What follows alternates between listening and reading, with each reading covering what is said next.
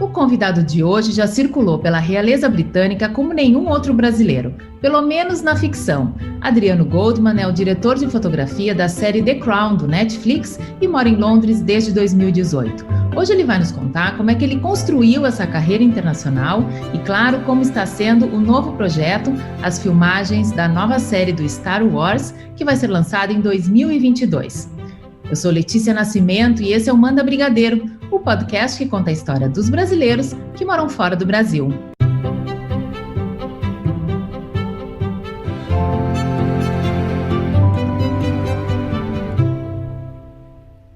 Oi, Adriano, obrigada por participar do programa.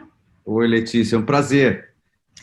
Me diz uma coisa, eu queria começar sabendo como foi o primeiro convite internacional que você recebeu. Tá bom. Isso foi em 2007, minha primeira experiência fora de filmar uma ficção, um longa-metragem fora do Brasil, foi em 2007. Eu já tinha saído, né, antes para fazer comerciais e tudo, mas realmente essa foi a primeira oportunidade. Eu fui contactado por uma produtora chamada Amy Kaufman, que tinha feito O Jardineiro Fiel com o Fernando Meirelles. 2 anos antes, 2005, 2004, mais ou menos. E eu acho que ela viu, na relação do Fernando Meirelles com o diretor de fotografia dele, César Charlone, naquele projeto específico, uma relação de parceria, de colaboração artística que ela achou raro ou nova. Do ponto de vista dela, uma produtora americana acostumada a trabalhar dentro de um certo estilo, de um certo ritmo. Então ela ligou para o Fernando e pediu indicações para o Fernando. Ela nem estava atrás do César, não. Ela estava atrás de indicações porque ela estava produzindo o primeiro longa desse diretor, um jovem diretor chamado Cary Fukunaga. Então era o primeiro projeto de longa-metragem do Cary também, que era um filme chamado Sem Nombre, que a gente filmou no México em 2007. Então aí eu me dei bem com o Cary, eu viajei até Nova York, a gente leu o roteiro antes, né, de fato assumir o compromisso. E tudo aquilo para mim já parecia eu estar num mundo de sonhos, né? Quer dizer, pegar um avião e ir para Nova York no fim de semana para ler um roteiro com um diretor americano que estava de fato interessado no meu trabalho e tal. Então ele viu, naquela altura, o trabalho que eu tinha feito no Cidade dos Homens, a série, o Filhos do Carnaval, que era uma série que eu fiz para a HBO também, que era um pouco mais, era dentro do estilo ou da vibe, digamos, que o Cary queria, o Sem Nombre. Então, foi um feliz encontro, e a gente foi para o México, filmamos o Sem Nombre 2007, depois em 2010 foi a minha primeira experiência em Londres, também foi com o Cary, que foi o segundo filme longa-metragem. Eu fiz outros projetos entre, né, o Sem Nombre e o Jane Eyre, que foi meu segundo filme com o Cary, e o primeiro em Londres, mas então a gente continuou trabalhando juntos, nós somos amigos até hoje e tal, mas o Sem Nombre foi o primeiro projeto. E aí, então, nesse começo, você já percebia as diferenças entre trabalhar no Brasil e trabalhar fora? E outra coisa, esse segundo convite que você recebeu dele também foi particular, foi ele que já tinha trabalhado contigo e te chamou. Mas para os outros trabalhos, como era feita essa eles te chamavam através de um agente? Porque tem essa diferença aqui, né, Adriano? Explica um pouquinho. Tem. Não, até 2008, ou seja, depois que eu filmei o Sem Nombre, ou seja, eu filmei o Sem Nombre sem um agente. Tudo tinha sido feito um contato pessoal, o Fernando me indicou, ela pegou meu telefone, etc., e a gente começou a se comunicar.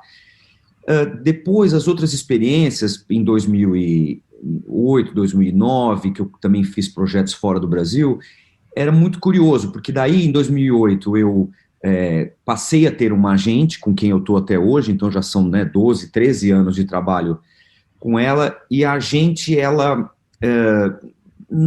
dificilmente eles, de fato, trazem um trabalho para você, no sentido de que oferecer um trabalho onde você já foi escolhido e aprovado.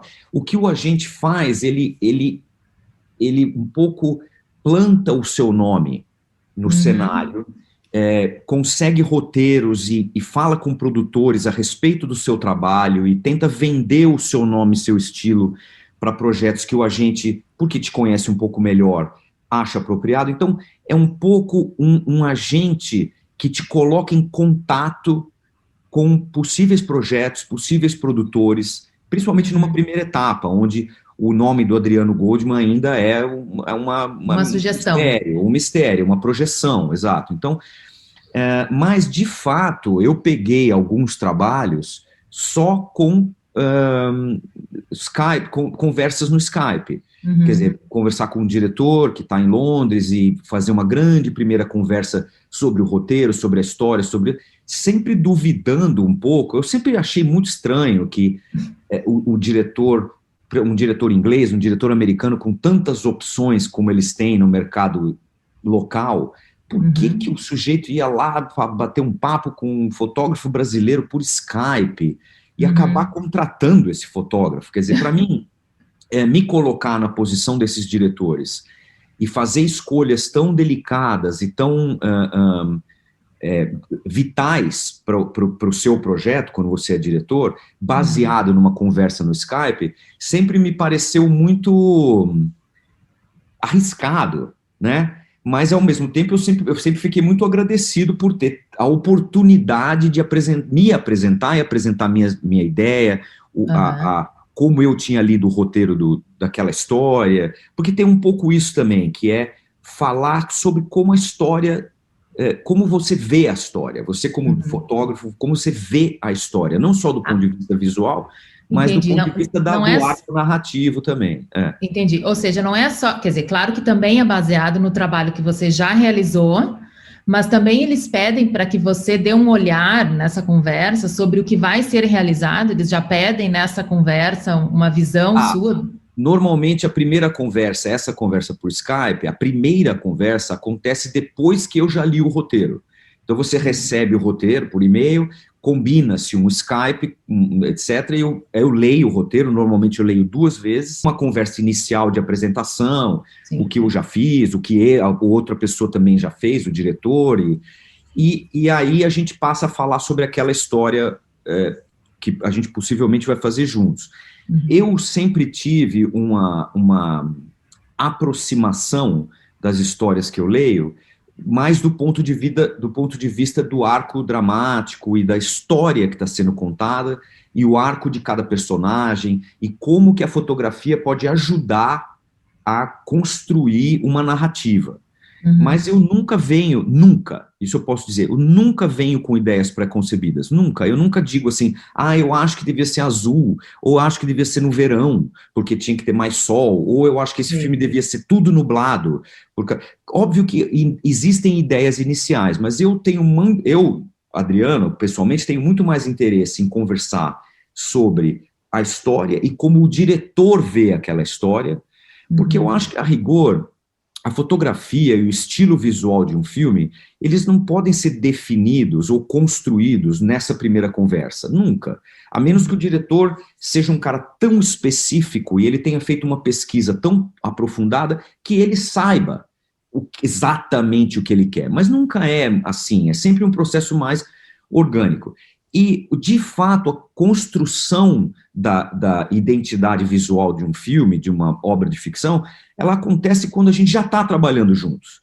Quando eu aí já cheguei na Inglaterra e a gente vai ver locações juntos e a gente vai discutir cores, e aí já existe um production designer, um diretor de arte que começa normalmente antes do fotógrafo. Então ele já tem uma parte do trabalho dele para apresentar, quer dizer, locações que já foram visitadas, ou um estudo de cor.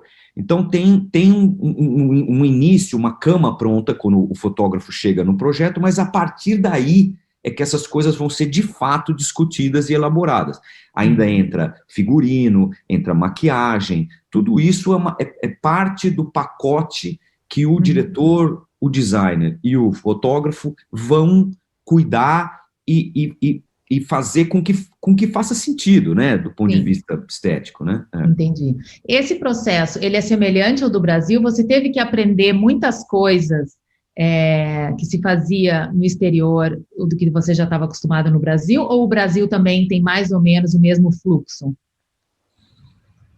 Não, eu acho que do ponto de vista da construção de uma obra de ficção, vamos falar de ficção, porque a gente não está falando de documentário, Sim. eu acho que não é muito difícil, não. Eu acho que diferente. Eu acho que eu teria essa primeira conversa com o diretor de qualquer maneira. É muito possível que no Brasil esse roteiro, o diretor tenha enviado o roteiro para mais de um fotógrafo, inclusive. Né? Manda para 2 fotógrafos, e aí nós vamos ter ele vai ter 2 conversas e vai tentar entender qual é o fotógrafo que melhor leu a história, ou que veio com uma carga de entusiasmo e de ideias. Então, no Brasil também é possível e frequente você ser entrevistado para fazer um trabalho. E a construção da colaboração artística é muito parecida, porque vai ter o designer, que no Brasil chama diretor de arte, e vai ter a maquiadora e a figurinista também. E existe um processo coletivo de decisões em relação a cor, a estilo, e mais para frente, claro, que é mais o trabalho do fotógrafo, a escolha das lentes e das luzes, e como iluminar, e como enquadrar a obra, que no fundo é do diretor. Quer dizer, nós estamos todos um pouco servindo o diretor e a obra, aquela história que está sendo contada. Então, nesse sentido, eu acho que é parecido. Agora, no Brasil, não tem, os fotógrafos não trabalham com agentes, né? Agora já existem algumas iniciativas, mas as conversas são sempre muito mais pessoais com o fotógrafo, com o produtor, com o diretor e tudo. A negociação, inclusive, de cachê, de condições de trabalho, também é normalmente feita pessoalmente, né? Então, eu acho que isso muda muito quando você não passa por esse desgaste de negociação, né? A negociação foi resolvida, óbvio que você está envolvido nela, mas você não está no telefone com o produtor, desgastando normalmente uma relação que nem começou ainda. Você ainda vai ter que trabalhar com aquela pessoa por meses e meses e tal. Então, eu acho que isso é uma coisa interessante. Eu acho que na Inglaterra, especificamente onde é verdade mesmo, quando você falou na introdução que eu vivo aqui desde 2018. Mas você já vinha, né, frequentemente? Aqui desde 2010, né? Então, a Inglaterra o Reino Unido tem sido o meu principal porto desde 2010. Eu fiz filmes nos Estados Unidos também e tal, mas aqui tem sido... Aí, por isso, eu escolhi, de fato, me mudar e me estabelecer aqui em 2018. Até então estava boa essa vida de fazer um filme, voltar para o Brasil, descansar um pouco, fazer uns comerciais e tal, mas aí eu não sei, minha vida está mais aqui agora, começou a fazer mais sentido e depois do Crown, especificamente, quando eu vim para cá em 2015, para fazer o Crown, maio de 2015, aí o trabalho não cessou. Então, os intervalos também são menores, aí acabou sendo mais lógico eu ficar por aqui. Mas não era isso, você estava perguntando sobre a diferença, né, do trabalho. Uma das diferenças, acho que fundamentais do mercado de trabalho é que na Inglaterra, nos Estados Unidos, principalmente, os estúdios são os donos da obra e financiam a obra, mas é mais industrial, né? São processos que são produtos que estão sendo desenvolvidos e colocados no mercado. É uma outra maneira de analisar a oferta e a demanda, e quem é o dono da obra, etc. e tal. No Brasil, acho que na América do Sul, o cinema depende um pouco mais do subsídio público, das leis de incentivo, o que é justo. Isso também é verdade na França, também é verdade acho que na Itália, na Alemanha. Então, o subsídio do governo para a cultura é sempre bem-vindo. E aqui, quando a indústria se estabelece muito bem, ele é menos necessário. Então, isso é uma coisa. Então, o produtor aqui tem um poder muito grande mesmo, porque ele está, de fato, administrando um orçamento muito grande, e que não é um dinheiro de subsídio, é um dinheiro bom, como se diz no Brasil, é o dinheiro bom, é o dinheiro vivo, né? Então, tem um pouco mais esse peso da indústria e dessa grande máquina, né? é menos artesanal, talvez, e mais industrial, né? Mais profissional. Menos autoral e mais... Se bem que a gente, claro que tem exemplos de cinema autoral em qualquer lugar que você vá, Sim. Mas a indústria aqui existe, é uma coisa que de fato existe e é presente. Adriano, você tocou no assunto do The Crown, e eu acho que muita gente que te entrevista quer saber sobre a série. Como é que você foi escolhido diretor de fotografia? Bom, então, em 2010, eu estava fazendo um longa, o Xingu, que foi o último filme que eu fiz, que foi uma produção brasileira, com a O2 Filmes e o Cal Hamburger, e eu tinha feito aqui, né, então, o Jane Eyre com o Cary Fukunaga, e tinha feito também um outro filme chamado Closed Circuit, com uma produtora chamada Mary Beth, que estava produzindo um filme chamado Trash, isso em 2010. Eu tive uma conversa muito bacana com o Stephen Daldry pelo telefone, que estava no Brasil fazendo uma visita à locação, escolhendo o país, porque ele não sabia se ia filmar no Brasil, o Trash, ou nas Filipinas, porque tinha uma questão da escolha da língua, se era melhor que os meninos falassem inglês ou não e tal. Aí eu tive uma conversa muito longa com ele, que foi maravilhoso, eu era um grande fã dele, desde o Billy Elliot, desde o The Reader e outros filmes que eu acho incríveis mesmo, mas aquilo tudo muito virtual, não tinha nem sequer um roteiro ainda. Então, mas a gente foi muito clara a intenção de trabalhar junto, eles sumiram um pouco, voltaram 2 anos depois. Em 2013 nós filmamos o Trash no Rio de Janeiro, com o Stephen Daldry dirigindo, que era uma produção da Working Title e a O2 Filmes. Filmamos, foi maravilhoso, e eu realmente fiquei mais fã ainda. Quando, em 2014, o Daldry veio para o Rio de Janeiro para lançar o Trash, o filme pronto, eu tinha lido uma coisa que ele estava envolvido num projeto com o Peter Morgan, que eu também conhecia, porque eu tinha feito o 360 com o Fernando Meirelles, que é um roteiro do Peter. Então você vê, nessa altura, eu também já conheço mais gente, eu também já sei, né, quem é quem e tal. Então, e o Daldry veio para o Rio lançar o Trash, e eu cutuquei, falei, o que é esse negócio que você está desenvolvendo aí para Netflix? E ele ficou meio assim, ele falou, por que você quer saber? Eu falei, porque sim, porque a gente teve porque eu quero continuar trabalhando contigo, e porque eu acho que se você e o Peter Morgan estão envolvidos num negócio, é porque deve ter boa coisa, qualidade. Aí ele falou, você quer fazer? Você gostaria de fazer? Eu falei, claro que sim. Ele falou, se você quer fazer, é seu. Mesmo sem saber direito o que seria. Ele falou, if you wanna do it, it's yours. Uau. Mas ele falou, mas isso fez cara a cara no Rio de Janeiro. Aí, sei lá, 6 meses depois, estou eu chegando em Londres para fazer o Crown, que o Daldry era o diretor-geral e o dirigiu os primeiros episódios. Aí esse envolvimento foi crescendo, e como eu estou no Crown desde o comecinho mesmo, eu também, além das funções, vamos dizer, mais normais do diretor de fotografia, como a gente falou no começo da conversa, né, a leitura do roteiro, a abordagem estética, o enquadramento, a luz, o estilo. Eu, num processo tão grande quanto esse, como o Crown, que já são 4 temporadas, eu fui aos poucos também ganhando um papel talvez mais relevante, porque eu conheço todos os diretores, porque eu sou amigo do Peter Morgan, porque eu estou lá desde o começo. Então, é uma coisa que aqui eles chamam de lead DP, que é o diretor de fotografia que lidera, estabelece um look para a série, que depois precisa ser, de uma certa maneira, seguido por outros fotógrafos, porque no Crown não é possível o mesmo fotógrafo fazer todos os episódios, por conta do cronograma e do tamanho que o negócio é. Então, você sempre precisa trazer. Então, eu estou sempre envolvido em convidar outros fotógrafos e recebê-los, e, não sei, fazer uma espécie de uma introdução sobre o que é o Crown e como se filma, e as pequenas regras que a gente tem que seguir, tal. Então, eu fui gostando muito desse papel de liderança e então, foi muito bom, tem sido muito bacana mesmo.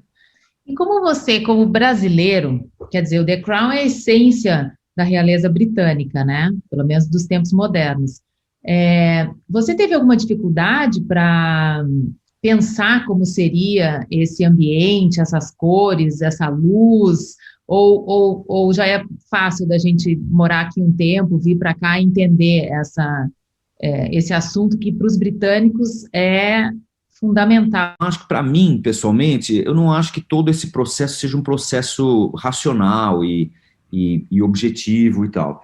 Eu não acho nada fácil.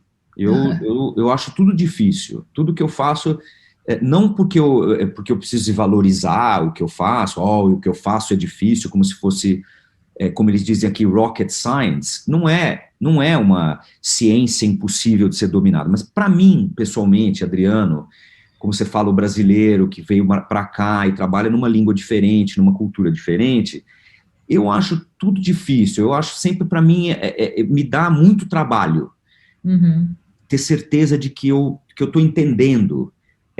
Porque eu estou entendendo não a história, mas eu estou entendendo o background cultural de todas as pessoas com quem eu trabalho, né? Então, não é só uma questão relativa à história que eu estou contando, todo o gosto, porque o gosto é cultural, o gosto é diferente. Então, o meu gosto tem que se adequar um pouco ao deles, e eles têm que se adequar um pouco ao meu. Sim. Porém, existem códigos, eu acho, do ponto de vista visual, quando você fala naturalismo ou realismo, etc. Então, você parte de princípios, né? Então, a gente partiu de princípios no Crown que eram a gente partiu de coisas que eram assim, a gente não queria o Hollywood, o tipo de olhar hollywoodiano, onde a família real é vista como uma coisa mágica, encantada, meio bolo de noiva, e tudo é muito lindo, e tudo é muito perfeito. Então, como a gente começou o Crown na década de 50, logo depois da Segunda Guerra, ao contrário, a gente foi e abraçou uma Londres que era decadente, uma família real que estava até com problemas os prédios da família real com problemas de manutenção, tinha tudo isso. Então a gente escolheu esse lado mais mundano, mais real, menos glamourizado, para ser o nosso ponto de partida.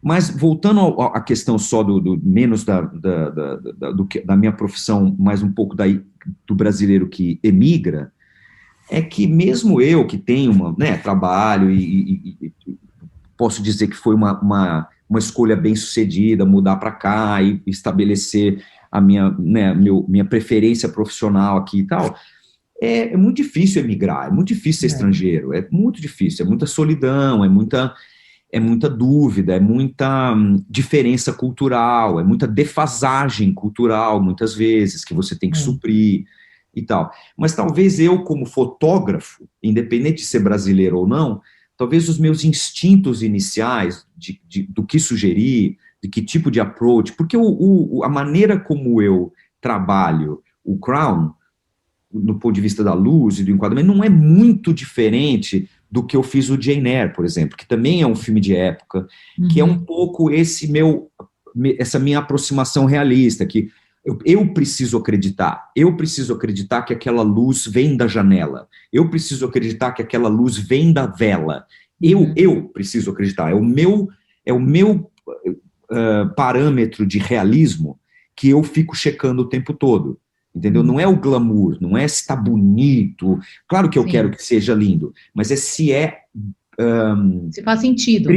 Crível, Agora, por exemplo, eu estou fazendo o Star Wars agora, que é ficção científica.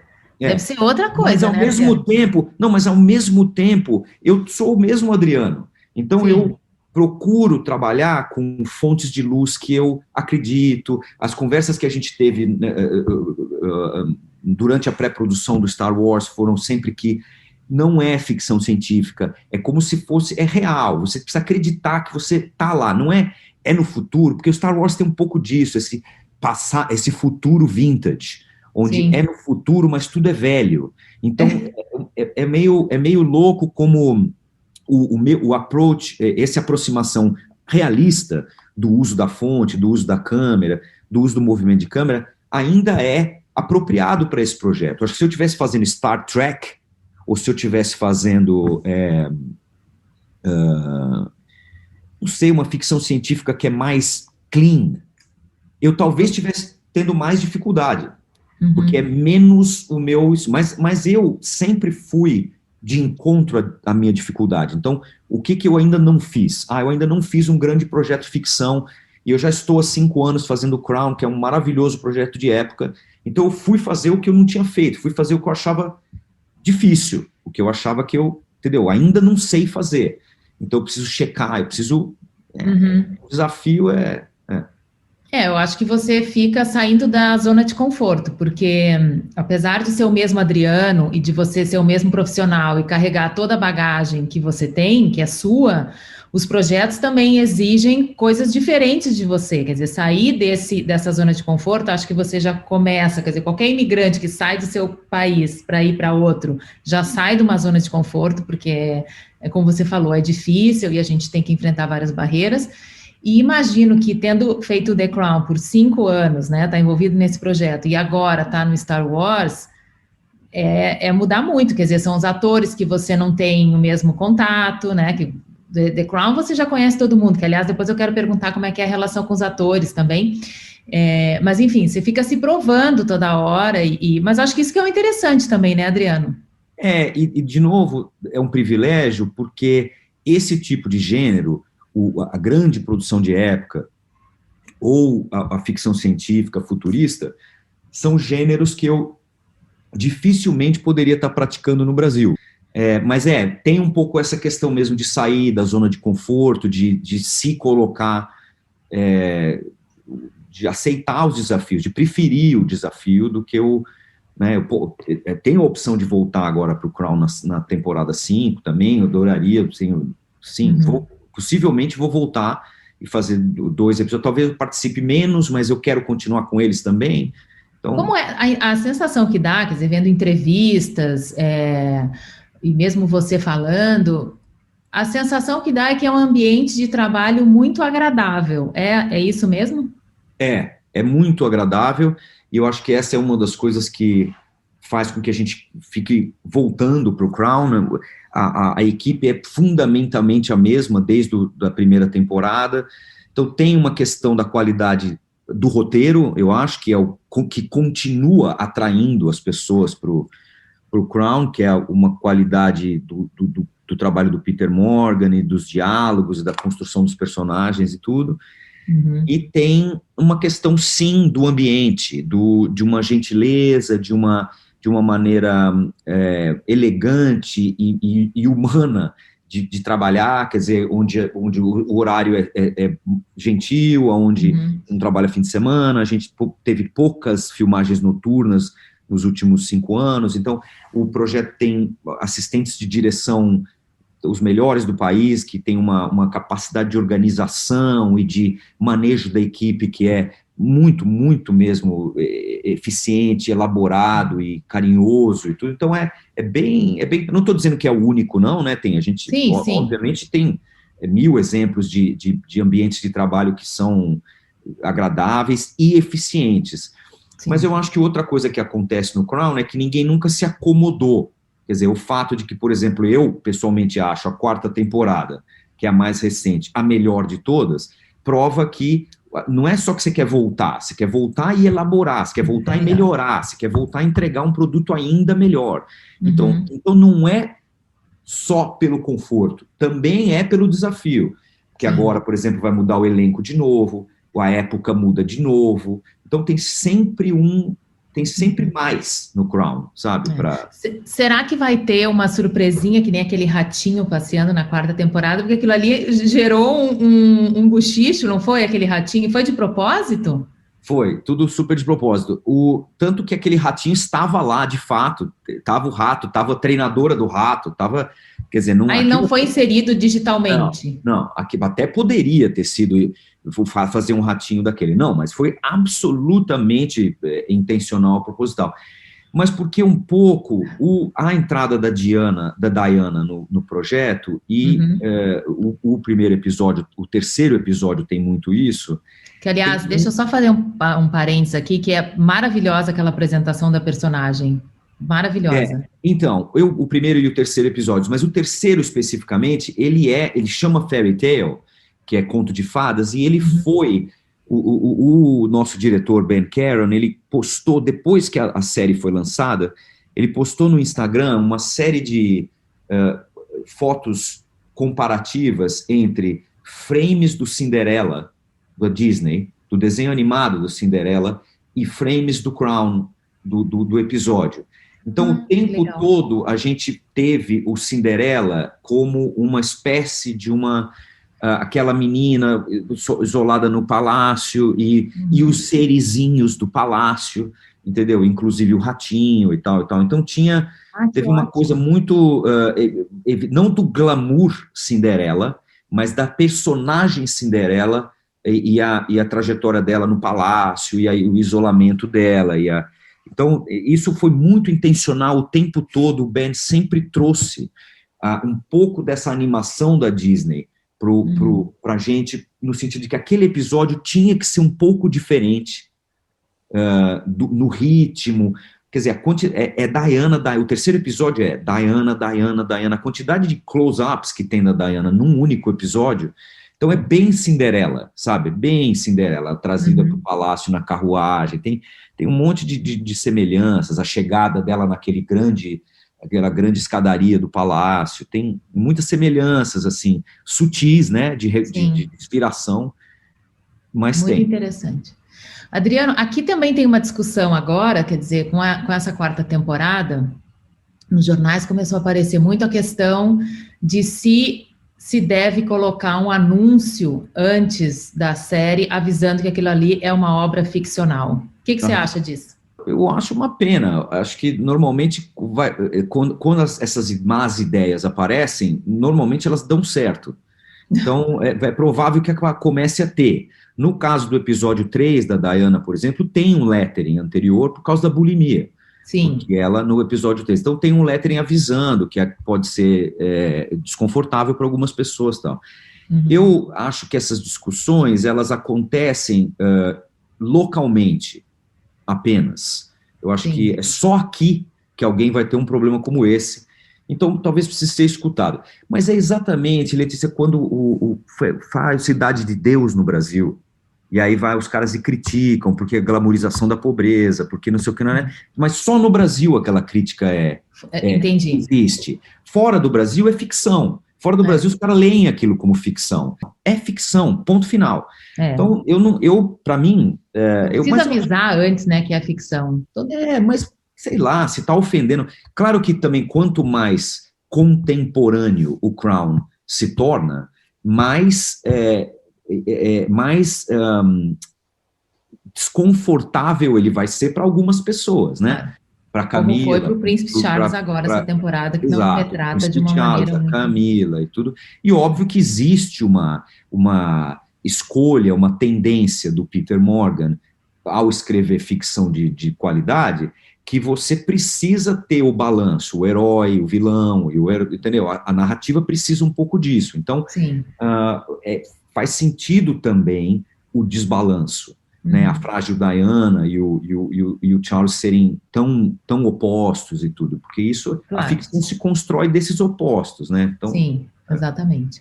E seguindo agora para Star Wars, como é que está sendo essas filmagens? Vocês filmam... Eu não sei, eu não conheço tão bem o universo Star Wars, mas como é esse cenário? Vocês têm muito green screen ou é cenário mesmo? Como é que está sendo essa série? Então, como a nossa série, ela para quem viu Rogue One, do Star Wars, e conheceu o Captain Cassian Andor, que é o herói do Rogue One, junto com a Lynn, que é a outra personagem, eles morrem no final do filme, e a nossa história, ela é anterior ao Rogue One, então a gente está apresentando esse personagem, o Andor. E, então, o Rogue One, por exemplo, ele foi feito muito realisticamente, voltando ao meu ponto sobre o realismo e etc. Então, no Rogue One, tem muita câmera na mão, os efeitos são efeitos especiais no set, explosões e tiros, muitos dos cenários são construídos, e a gente está trabalhando dentro do mesmo, mais ou menos o mesmo universo estético. Então, obviamente que numa série como essa, numa história como essa, tem sempre um pouco de green screen para estender os cenários. Uma rua que só tem, sei lá, um quarteirão que a gente construiu, passa a ter 3 quarteirões e tal. Mas os sets onde a gente filma, salas e corredores e casas e prédios e naves, etc., são todos construídos. Então a gente tem, de fato, um Star Wars muito mais palpável e mais realista do que o Mandalorian, por exemplo, que também é Star Wars e também é realista e feito de uma maneira muito... para você não perceber o efeito especial, é feito com uma técnica diferente, porque agora eles têm um fundo infinito de LED, que você não é green screen, de fato você tem as imagens já ao vivo ali para você interagir com. Mas então o universo Star Wars e os produtos que a Star Wars está produzindo e entregando agora, eles são muito diferentes entre si, tem animação, inclusive o Clone Wars, etc.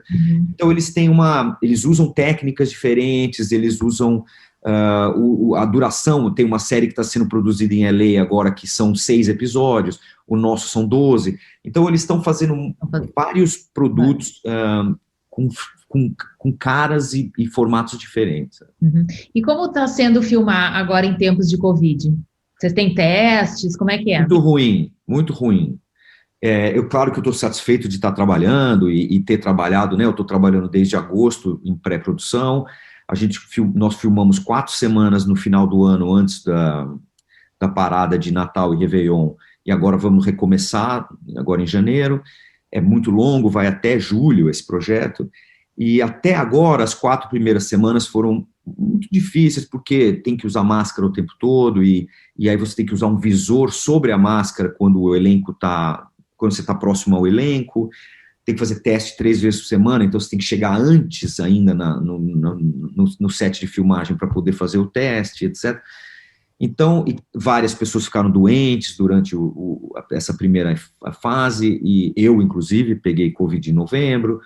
Então, tem sido bem difícil, com muito pouco... muito difícil aproveitar, né? E você, de fato, ser criativo e leve num momento como esse.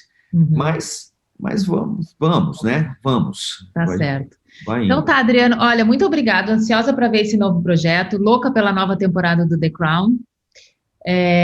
Muito obrigada por ter participado, parabéns pela tua trajetória. De nada, é um prazer. Podemos falar mais. Um dia a gente pode falar menos sobre as questões profissionais e mais sobre as questões da vida do imigrante. Né, a gente tenta, no programa, nos episódios que a gente já gravou e que vai gravar também, falar sobre a questão profissional, claro, porque eu acho que é super interessante, e também essas questões que eu acho que a gente conseguiu abordar aqui, mas a gente pode também conversar de novo. Tá bom. Tá bom. Obrigada, a gente fica hoje por aqui e até a próxima.